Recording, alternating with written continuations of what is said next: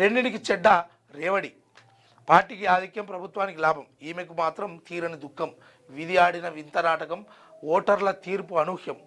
కుడితిలో పడ్డ ఎలుకల అన్నచందంలా నిజామాబాద్ మేయర్ అభ్యర్థి పరిస్థితి. పాపం ఈమె పరిస్థితి ఏంటంటే అంటే ఈమె మేయర్ అభ్యర్థి అని కాంగ్రెస్ పార్టీ ఈమెకు హామీ ఇచ్చిందట.